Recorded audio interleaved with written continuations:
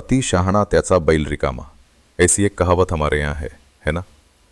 ऐसे ही एक घमंडी और अपनी ताकत पर गर्व करने वाले मस्त मौला बैल की ये कहानी है। एक किसान के पास एक बैल था। वो बहुत ही मजबूत और धष्टपुष्ट था, लेकिन उतना ही घमंडी भी था। वो गोठे के बाकी जानवरों का चारा पानी खुद ही खा जाता था और अपनी ताकत पर बहुत गर्व करता था। ये बात बिल में रहने वाले एक छोटे लेकिन बहुत चालाक चूहे को पता चल गई। वो सोचने लगा कि इस घमंडी बैल की अकड़ कैसे तोड़ी जाए। और एक दिन भरपेट खाने के बाद बैल को नींद आ गई और वो सो गया।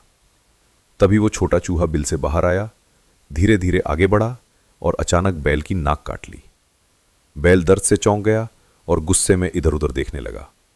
तभी उसने देखा कि छोटा चूहा कान खड़े करके उसे देख रहा है। बैल ने गुस्से में उस पर हमला करने के लिए शिंग उठाए, लेकिन चूहा तुरंत अपने बिल में घुस गया।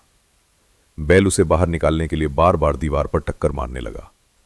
कई बार टक्कर मारने से उसका सिर दुखने लगा, लेकिन चूहा अपने बिल में आराम से और सुरक्षित बैठा था। थोड़ी देर बाद बैल फिर सो गया। तभी चूहा फिर बाहर आया और उसने एक बार फिर बैल की नाक काटी और तुरंत बिल में भाग गया। अब बैल बहुत गुस्से में था, लेकिन कर भी क्या सकता था। दीवार पर टक्कर मारने से तो उसका ही नुकसान हो रहा था। छोटा सा चूहा अपने बिल में बैठकर उसे देख रहा था और बैल कुछ भी नहीं कर पा रहा था। तभी चूहा बोला, अरे बैल भाई, सिर्फ ताकत और शक्ति से काम नहीं चलता, दिमाग भी होना चाहिए। हमेशा ताकतवर ही जीतता है ऐसा नहीं होता।